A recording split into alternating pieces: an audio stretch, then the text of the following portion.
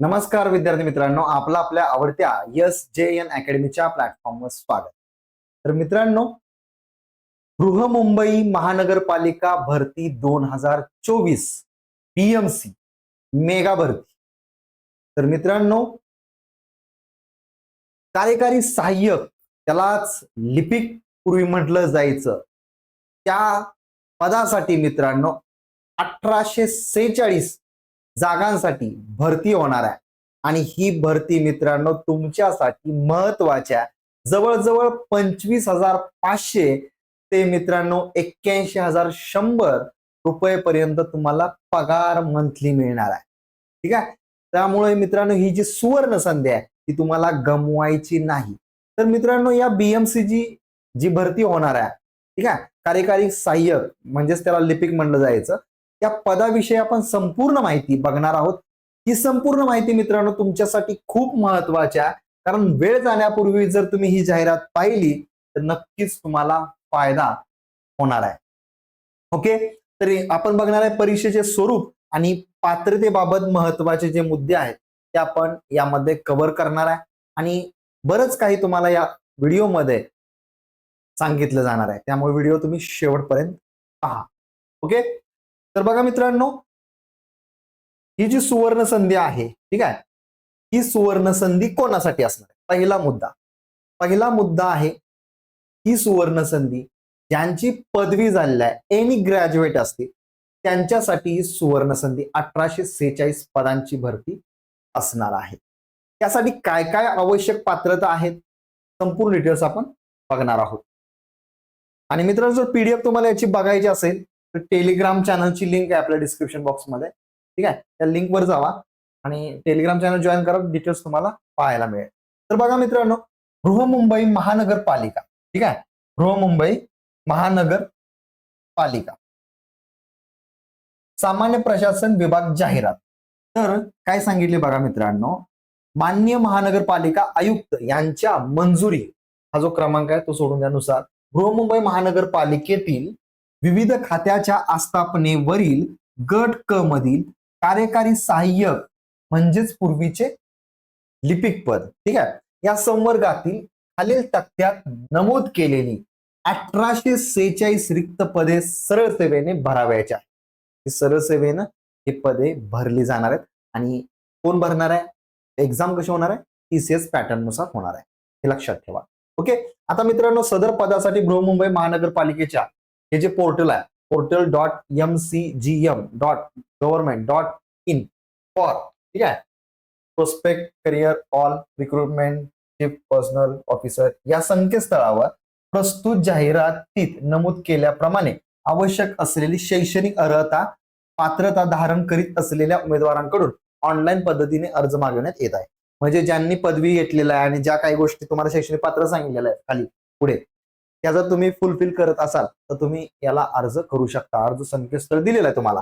आणि लक्षात ठेवा मित्रांनो, वरील नमूद संकेतस्थळावर म्हणजे कार्यकारी सहाय्यक पूर्वीचे नाव लिपिक पदाकरिता ऑनलाईन अर्ज करायचा, ठीक आहे, ऑफलाईन करता येणार नाही, ऑनलाईन करायचा, ठीक आहे. पुढे काय सांगितले, कार्यकारी सहाय्यक म्हणजे पूर्वीचे लिपिक या पदासाठी ऑनलाईन पद्धतीने अर्ज सादर करण्यापूर्वी उमेदवारांनी स्वतः खात्री करावयाची आहे की ते अर्ज करीत असलेल्या पदासाठी विहित अर्हता अटींची पूर्तता करीत असून सदर पदाकरिता ते पात्र आहेत का, या गोष्टी तुम्हाला जाणून घेणं गरजेचं आहे. ऑनलाईन अर्ज करण्यासाठी उमेदवारांकडे नित्य वापरात असलेले वैध व्हॅलिड ईमेल आयडी असणे आवश्यक आहे. आणि तो ईमेल आयडी आणि जो काही मोबाईल नंबर असेल तो जपून ठेवायचा असतो मित्रांनो, एवढं लक्षात ठेवा.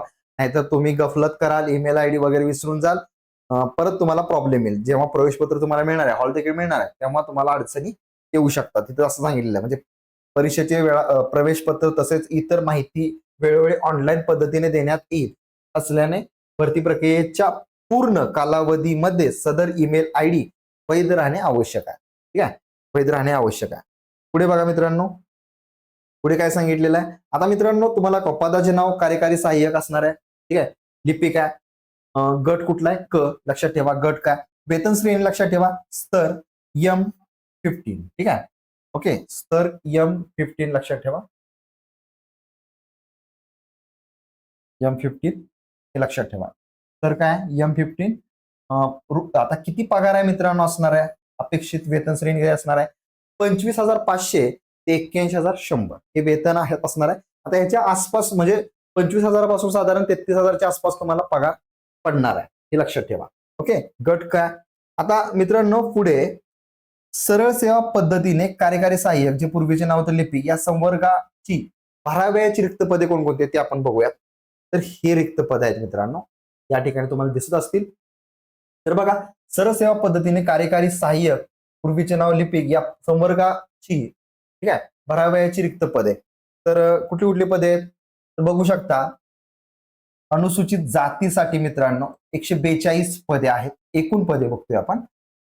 अनुसूचित जमाती म्हणजेच त्याला आपण एसटी म्हणतो 150 पदं, म्हणजे अनुसूचित जाती म्हणजे एससी, ठीक आहे एससी लक्षात ठेवा.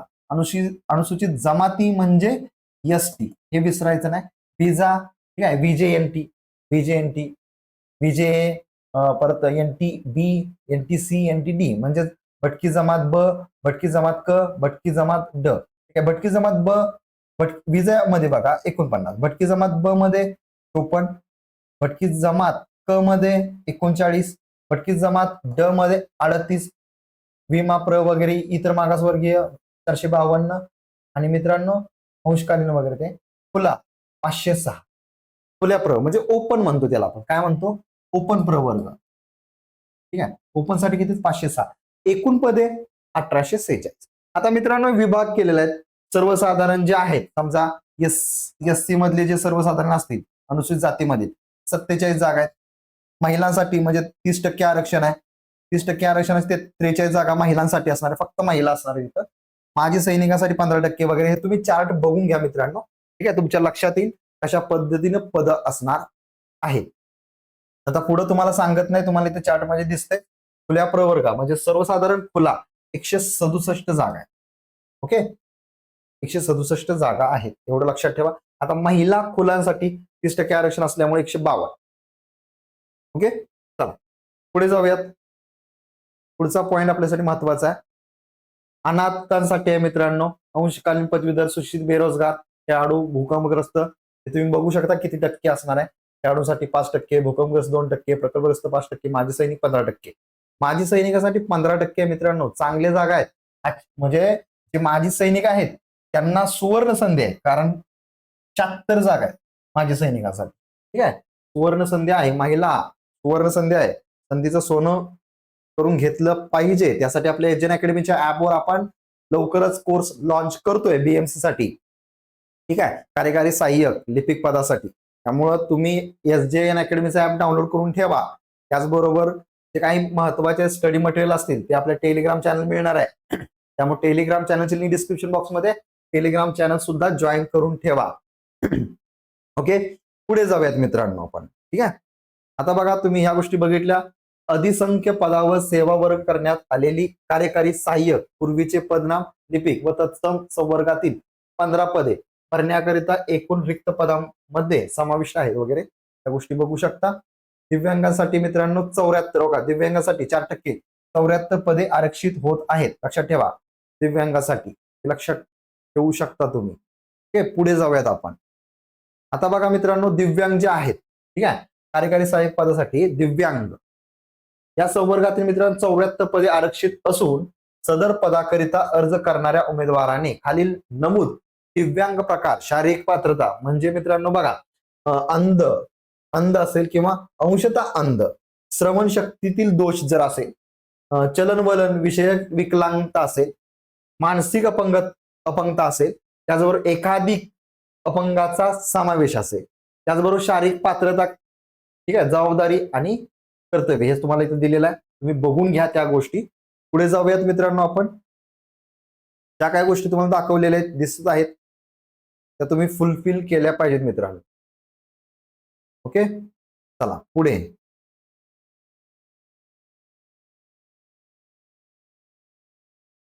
पुढे बघा इथं लक्षात ठेवा भरतीसाठी जाहीर केलेल्या रिक्त पदांच्या संख्येत वाढ किंवा घट होण्याची शक्यता असते. हे पण लक्षात ठेवा, हा मुद्दा महत्वाचा आहे. परत पुढचा मुद्दा काय बघा, रिक्त पदांच्या संख्येत, ठीक आहे रिक्त पदांच्या संख्येत बदल करण्याबाबत तसेच सामाजिक व समांतर आरक्षण बदलण्याचे अधिकार किंवा भरती प्रक्रिया कोणत्याही टप्प्यावर अंशतः किंवा पूर्णतः रद्द करण्याचे अधिकार मित्रांनो आयुक्त बृहन्मुंबई महानगरपालिका यांना राहतील हे सांगितलेलं आहे. याबाबत कोणालाही कोणताही वाद उपस्थित करता येणार नाही. नाहीतर तुम्ही आंदोलन कराल, वाद कराल, उपस्थित करता येणार नाही असं सांगितलेलं आहे. सामाजिक व अन्य समांतर आरक्षणाची पदे भरण्यासाठी शासनाने वेळोवेळी निर्गमित केलेल्या शासन निर्णयाप्रमाणे कार्यवाही केली जाईल. ओके, पुढे दिव्यांग उमेदवार ते सांगितलेले 40% पेक्षा कमी दिव्यांगत्व असलेल्या उमेदवाराने दिव्यांग आरक्षणांतर्गत नियुक्तीसाठी अर्ज केल्यास अशा उमेदवारांना अपात्र ठरविण्यात येईल. बघा, हा मुद्दा पण महत्वाचा आहे दिव्यांगासाठी. दिव्यांग उमेदवारांनी सदर पदाची कर्तव्ये, जबाबदारी, अपेक्षित शारीरिक क्षमता किंवा पात्रता याबाबतची अपेक्षा दर्शविणारी माहिती संदर्भित करून त्याप्रमाणे अर्ज करणे आवश्यक आहे. 40% पेक्षा कमी दिव्यांगत्व, 40% पेक्षा कमी दिव्यांगत्व असलेल्या उमेदवाराने दिव्यांग आरक्षणांतर्गत नियुक्तीसाठी अर्ज केल्यास अशा उमेदवारांना अपात्र ठरविण्यात येईल. 40%च्या खाली असेल तर आपण अर्ज भरायचा नाही, ते अपात्र होतील. त्यांनी तर दुसऱ्या तुमच्या कॅटेगरीमधून भरून शकता फॉर्म, दिव्यांग मधून भरायचं नाही. दिव्यांग उमेदवार उपलब्ध न झाल्यास सदर पदे खुला प्रवर्गातील उपलब्ध पदांमधून रिक्त ठरवण्यात येतील. ठीक आहे, म्हणजे खुल्या प्रवर्गातील उपलब्ध पदांमधून रिक्त ठरवण्यात येतील हे लक्षात ठेवा. दिव्यांग पद सूची निश्चितीसाठी विहित पात्रता धारण करणारे दिव्यांग उमेदवार त्या जात प्रवर्गात तसेच सर्वसाधारण गटातून अर्ज करू शकतात व ते गुणवत्तेनुसार सर्वसाधारण गटातून निवडीस पात्र ठरू शकतात व त्यावेळेस त्यांना सर्वसाधारण उमेदवारांप्रमाणे सेवा शर्ती लागू राहतील. ओके, चला पुढे जाऊयात आपण. हे पॉइंट महत्वाचे होते तेवढे सांगितलेले आहेत. सगळंच तुम्हाला मित्रांनो वाचून दाखवणार नाही. या गोष्टी तुम्हाला पीडीएफ मिळणार आहे, पीडीएफ मध्ये बघू शकता. सामाजिक आणि समांतर आरक्षण तुम्हाला दिलेलं आहे. ठीक आहे, कसं कसं आरक्षण असणार, महिलांसाठी 30%, माजी सैनिकांसाठी 15%, हे तुम्ही वाचू शकता. प्रकल्पग्रस्त 5%. हा मुद्दा पण आपल्यासाठी महत्वाचा नाही जास्त. ठीक आहे, ते तुम्ही बघून घ्या, वाचून घ्या, पीडीएफ तुम्हाला मिळणारच आहे. आपल्याला जे काही महत्वाचं असेल त्या गोष्टी तुम्हाला फक्त दाखवतोय मी हायलाइट. ठीक आहे, बघा, आर्थिकदृष्ट्या दुर्बल घटकांसाठी ईडब्ल्यूएस साठी काय आवश्यक आहे त्या सगळ्या गोष्टी सांगितलेल्या आहेत. ओके, आता हा मुद्दा आपल्यासाठी महत्वाचा आहे. कुठला? कार्यकारी सहाय्यक, पूर्वीचे पदनाम लिपिक या पदाची अर्हता, शैक्षणिक अर्हता. आता इथं काय महत्वाचं आहे मित्रांनो, उमेदवार मान्यता प्राप्त मंडळाची माध्यमिक शालांत म्हणजे 10वीचं प्रमाणपत्र परीक्षा किंवा तत्सम परीक्षा प्रथम प्रयत्नात उत्तीर्ण असावा. या ठिकाणी तुम्ही 4-5 वेळा नापास झालाय आणि तुम्ही फॉर्म भरत असाल तर अजिबात चालणार नाही. असे भरपूर असतील की जे नापास झाले, 4-5 वेळा नापास झालेले आहेत आणि परत ग्रॅज्युएशन कंप्लीट झालंय त्यांचं, ते पात्र नाही. इथं क्लिअर तुम्हाला सांगतो.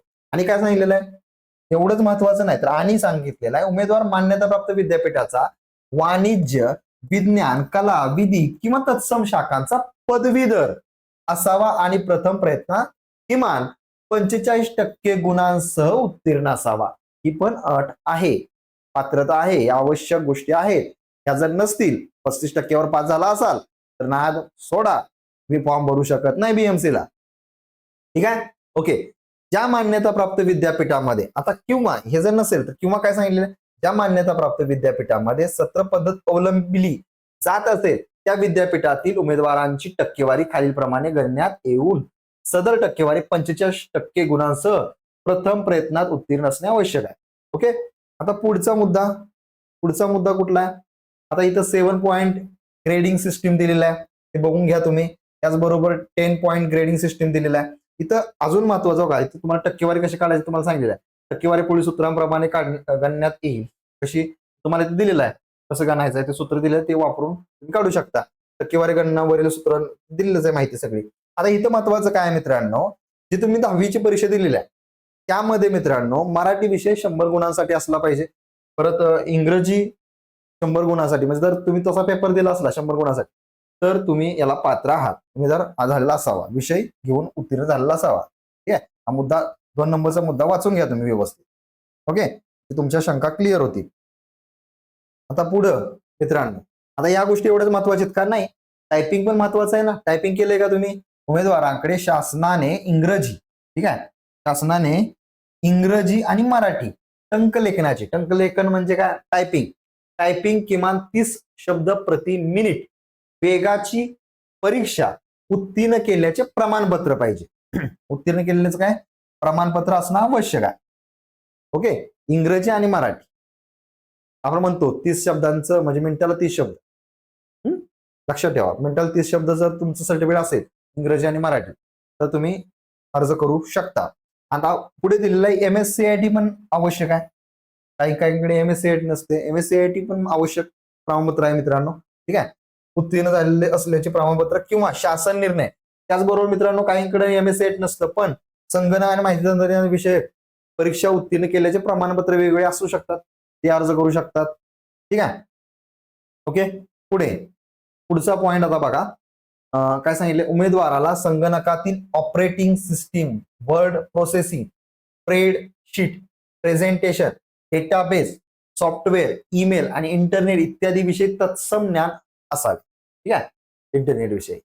आता पुढे काय सांगितले? टिप: कार्यकारी सहाय्य संवर्गात नेमणुकीसाठी उपरोक्त नमूद केलेल्या शैक्षणिक अर्हता धारण करणे आवश्यक आहे. तथापि उमेदवाराजवळ उपरोक्त म्हणजे चौथा काय मध्ये दिलाय?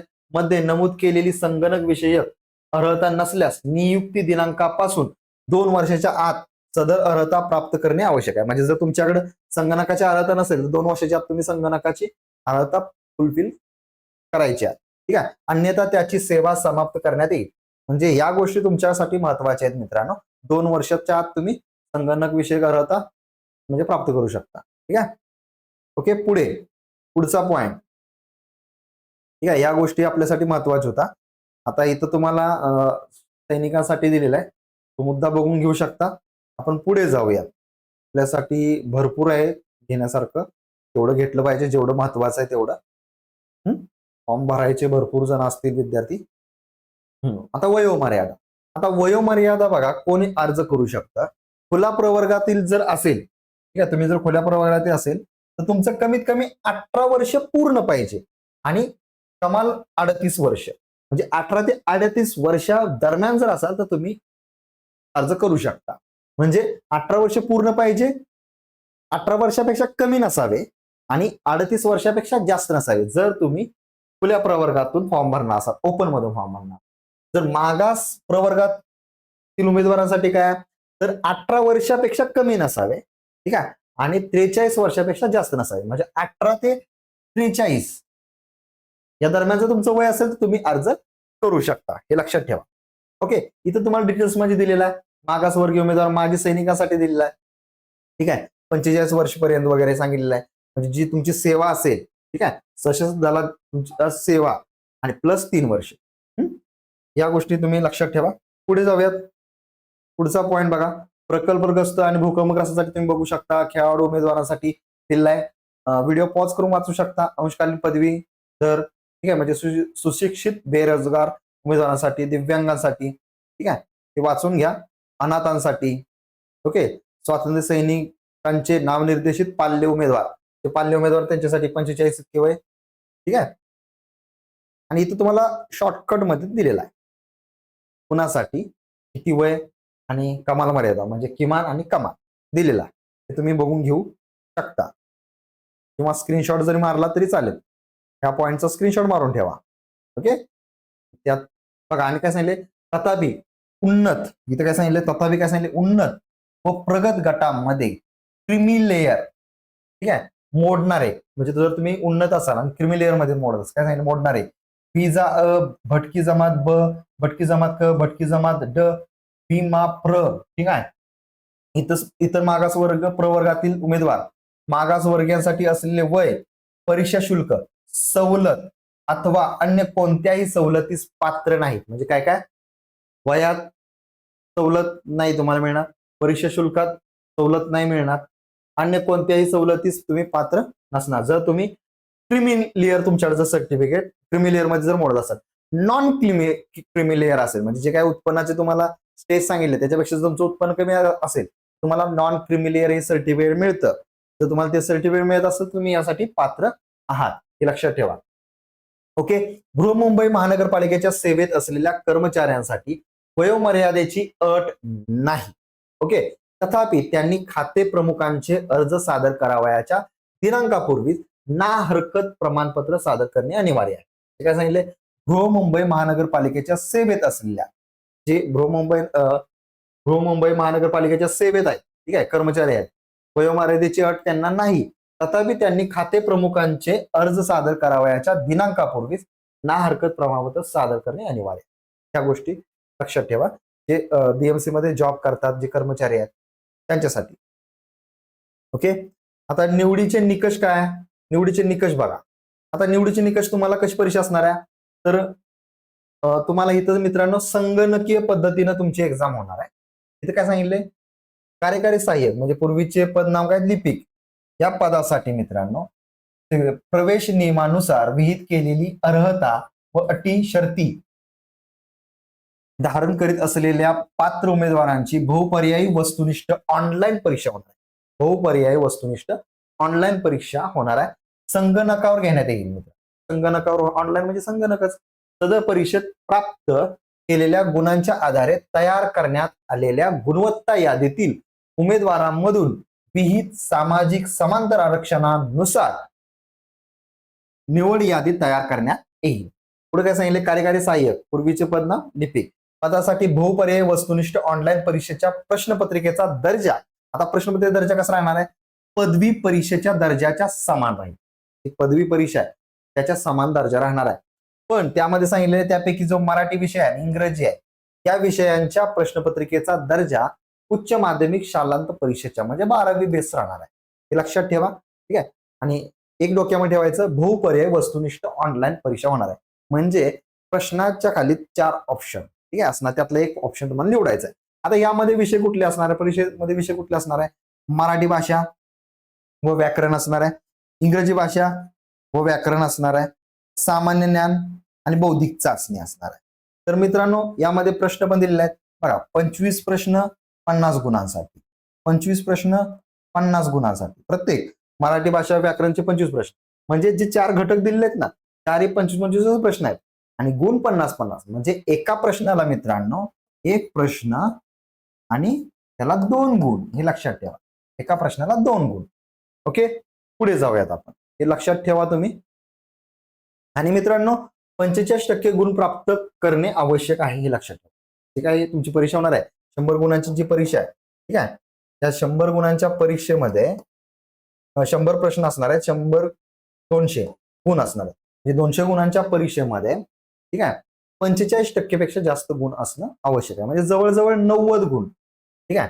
म्हणजे कमीत कमी 90 गुण असणं आवश्यक आहे हे लक्षात ठेवा. ओके.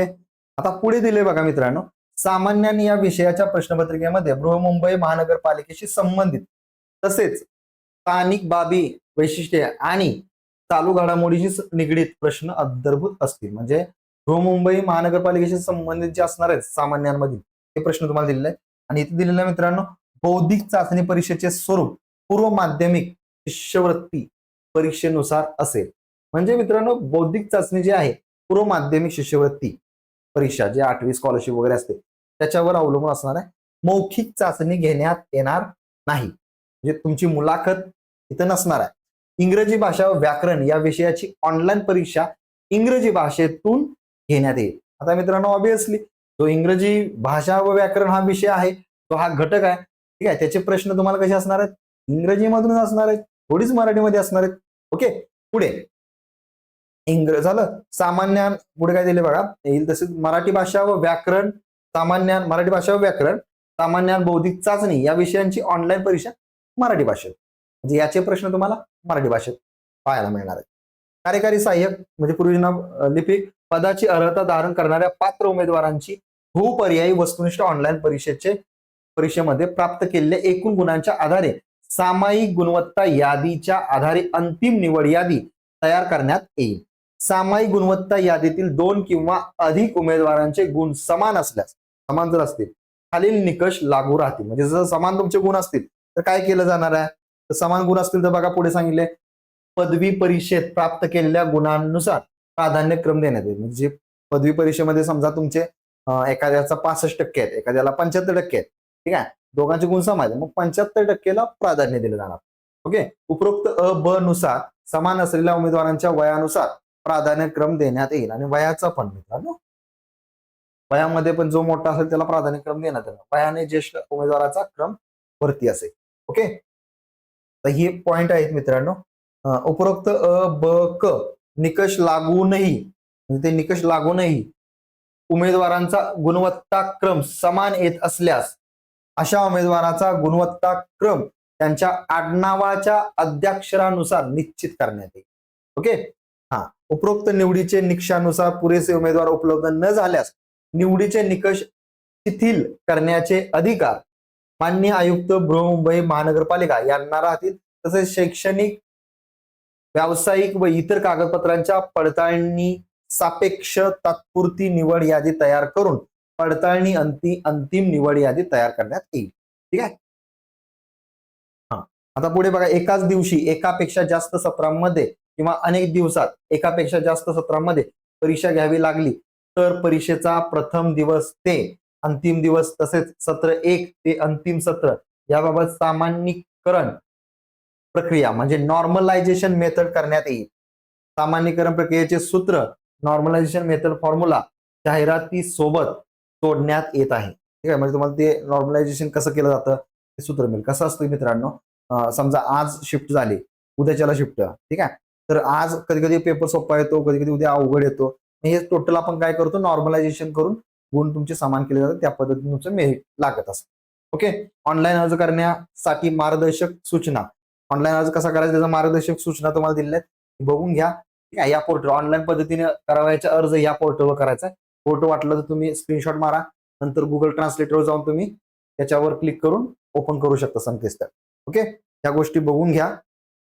आणि फॉर्मची डेट बघा, ऑनलाईन पद्धतीने अर्ज सादर करण्यासाठी व ऑनलाईन पद्धतीने परीक्षा शुल्क भरण्यासाठी लिंक सुरू होण्याची दिनांक, म्हणजे लक्षात ठेवा 20 तारखेला तुमचा अर्ज करायची डेट सुरू. ठीक आहे, आणि अंतिम दिवस कधी असणार आहे, 9 सप्टेंबर 2024 ला. ठीक आहे, रात्री 12च्या आत. ठीक आहे, 12च्या आत तुम्ही फॉर्म भरला यायचा लक्षात ठेवा. 9 तारखेला रात्री 12च्या आत तुम्ही फॉर्म भरलेला असावा. ठीक आहे, आणि चलन वगैरे ते सगळ्या गोष्टी तुम्ही पूर्तता केलेल्या असाव्या. ओके, ऑनलाईन परीक्षा शुल्क.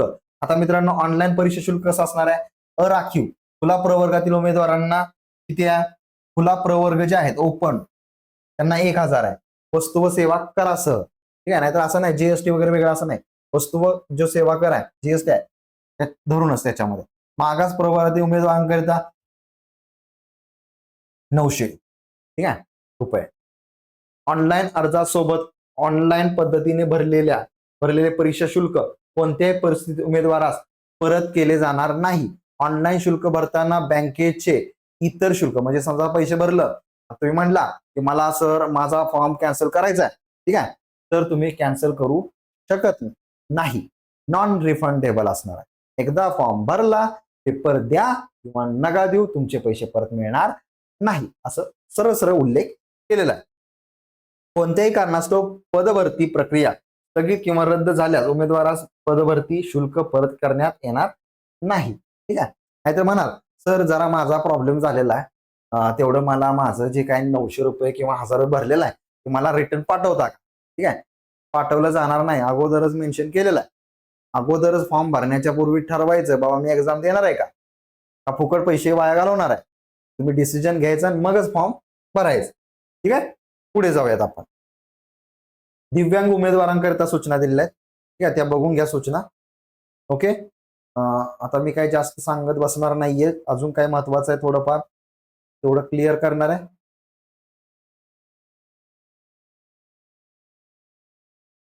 बघून घ्या, चलन विकलांग वगैरे त्यांच्यासाठी काय काय दिलेलं आहे. सगळ्या गोष्टी तुम्ही ह्या प्रॉपर वाचून घ्या. ओके, परीक्षा केंद्राविषयी नियमावली दिलेली आहे. ओळख पटवणे परीक्षा केंद्रावर. आता मित्रांनो काय काय बघा, परीक्षा केंद्रावर गेलाय, तुमची ओळख काय सांगितलं बघा. परीक्षा केंद्रावर परीक्षेसाठी उपस्थित होत असताना उमेदवाराने मूळ प्रवेश पत्रासह, ठीक आहे, म्हणजे अलीकडील फोटो चिकटविलेले त्याच्या मूळ प्रवेशपत्रावरील नाव, अर्ज नोंदणी प्रक्रियेदरम्यान दिलेले नाव. काय म्हणजे अलीकडच्या काळातील फोटो, ओळखपत्र म्हणजेच pan card, passport, pan card किंवा पासपोर्ट किंवा आधार कार्ड, मतदार, वोटिंग कार्ड, ओळखपत्र वगैरे, बँकेचे फोटोसह अधिकृत केलेले पासबुक, यापैकी एखादं तुमच्याकडे जर असेल तर तुम्ही घेऊन जायचा पेपर देताना. ठीक आहे. पुढे काय सांगितलेलं आहे, पुढे हे तुम्हाला ऑरच दिलेला आहे, ऑर काही गोष्टी, यापैकी कोणतेही दोन मूळ कागदपत्रे, म्हणजे दोन मूळ कागदपत्र घेऊन जायचे तुम्हाला. ओळखीचा पुरावा म्हणून सोबत बाळगणे आवश्यक आहे. तसेच सदर कागदपत्रे पर्यवेक्षकांनी मागणी केल्यावर पडताळणीसाठी पर्यवेक्षकास त्वरित उपलब्ध करून देणे आवश्यक आहे. मूळ प्रवेशपत्रावरील माहिती, उपस्थिती अहवाल व सादर करण्यात आलेले ओळखीच्या पुराव्यांची सत्यता पर्यवेक्षकांकडून तपासण्यात येईल. ठीक आहे. लक्षात ठेवा, शिधापत्रिका किंवा शिकाऊ वाहन परवाना हे ओळखीचा पुरावा म्हणून वैध असणार नाही. नाहीतर म्हणाल की माझी शिधापत्रिका आहे, हे बघा ओळखीचं पुरावा म्हणून मान्य नाही. त्याचबरोबर नाही तर शिकाऊ वाहन, तुम्ही शिकताय वाहन, शिकाऊ वाहन परवाना घेऊन जाल, नाही चालणार, काय ते वैध नाही. ओके, चला पुढे बघा आपण मित्रांनो, शिकाऊ वाहन, वाहन चालक परवाना असेल तरी चालेल, म्हणजे परमनंट ड्रायव्हिंग लायसन्स हे पाहिजे. तुम्ही शिकाऊ असेल ते चालणार नाही. ओके, पुढचा पॉइंट आपण बघूयात. ठीक आहे. बघा, आता सर्व उमेदवारांनी खालील कागदपत्रांसह ऑनलाईन परीक्षेला उपस्थित राहणे आवश्यक आहे. कुठलं कुठलं, परीक्षेसाठी वैध प्रवेशपत्र, हॉल तिकीट. ठीक आहे. मूळ फोटो, ओळखपत्र. ठीक आहे. फोटो ओळखपत्राची छायांकित प्रत, त्याचबरोबर परीक्षा शुल्क ऑनलाईन भरल्याची ई पावती. सामान्यीकरण प्रक्रिया, नॉर्मलायझेशन प्रक्रिया तुम्हाला दिलेला आहे. ठीक आहे. जे सूत्र आहे तुम्हाला ते पण इथे दिलेलं असेल, चेक करा. ग्रुप वाईज टाइम सेटर वगैरे सगळं दिलेलं आहे. सर्वसाधारण अटी तुम्हाला दिलेल्या आहेत, ते बघून घ्या. त्या गोष्टी तुम्ही ज्या काय तुम्हाला दाखवलेल्या आहेत, ठीक आहे, त्या बघून घ्या. नॉन क्रिमिनल तुम्हाला काढावं लागणार असेल तर ते उपलब्ध करून घ्या. ना हरकत प्रमाणपत्र, कागदपत्र तुम्हाला सांगितलेलं आहे. फोटो असलेले ओळखपत्र, उदाहरण आधार कार्ड, पॅन कार्ड. ह्या महत्वाच्या गोष्टी आहेत मित्रांनो, तुमच्याकडे असणं आवश्यकच आहे. अजून बघूयात आपण काय महत्वाचं आहे का आपल्यासाठी, जे असेल ते घेऊयात. विशेष सूचना दिलेल्या आहेत, बघून घ्या. ठीक आहे. जेवढं काही महत्वाचं होतं मित्रांनो ते तुम्हाला दिलेलं आहे. कागदपत्रे बेसिक तुम्हाला इथे सांगतो, कागदपत्र तुमच्याकडे काय काय पाहिजेत. डोमासाईल, नॅशनॅलिटी, जर तुम्ही कॅटेगरीमध्ये असाल तर जातीचा दाखला, जात पडताळणी दाखला नसला तर तुम्ही नंतर काढू शकता. ठीक आहे. त्याचबरोबर मित्रांनो, नॉन क्रिमिलियर, उत्पन्नाचा दाखला, हे दाखले मित्रांनो महत्वाचे आवश्यक आहेत. जर भूकंपग्रस्तातून फॉर्म भरणार असाल, ठीक आहे, किंवा तुम्ही दिव्यांग असाल त्याचं तुम्हाला प्रमाणपत्र असणं आवश्यक आहे, सर्टिफिकेट असणं आवश्यक आहे. ठीक आहे. सैनिक असाल तर त्यासाठी तुम्हाला जे काही सांगितलेलं आहे तर ते तुम्हाला सर्टिफिकेटची पूर्तता करावी लागणार आहे. आधार कार्ड, पॅन कार्ड हे काय बेसिक आहे, सर्वांना माहिती आहे. लक्षात ठेवण्याचं काय, जातीचा दाखला, उत्पन्नाचा दाखला, नॉन क्रिमिलियर जर कास्टमध्ये असाल तर, ठीक आहे, त्या गोष्टी तुमच्यासाठी महत्वाच्या आहेत. ओके, तर मित्रांनो जेवढ्या काही महत्वाच्या, जी काही महत्वाची माहिती होती बीएमसी बृहमुंबई महानगरपालिका भरती विषय, त्या तुम्हाला मी या व्हिडिओमध्ये क्लिअर केलेल्या आहेत, सांगितलेल्या आहेत. आणि मित्रांनो, आपलं SJN अकॅडमीचं ऍप आहे, ऍप डाउनलोड करून ठेवा. त्या ठिकाणी तुम्हाला टेस्ट वगैरे भरपूर काही डेमो लेक्चर वगैरे बघायला मिळणार आहे. आणि मित्रांनो, सोबत जी काय आपली बॅच आपण लॉन्च करणार आहे, लवकरच आपण ती बॅच लॉन्च करतोय बीएमसीची, ती बॅच तुम्ही जॉईन करू शकता. त्यामुळं तुम्ही SJN अकॅडमीचं ऍप डाउनलोड करून डेमो लेक्चर बघायला चालू करा. जे लेक्चर तुम्हाला दिलेले आहेत टेस्ट सोडवायला चालू करा. ठीक आहे. ऍपमध्ये जाऊन सोबत टेलिग्राम चॅनलची लिंक दिलेली आहे, टेलिग्राम चॅनल जॉईन करा. अधिक माहिती कुणाला काय पाहिजे असेल, कुणाच्या काही शंका असतील तर जो डिस्क्रिप्शन बॉक्समध्ये नंबर दिलेला आहे त्या नंबरशी डायरेक्ट कॉल करा. ओके, चालेल मित्रांनो, धन्यवाद, bye, have a nice day.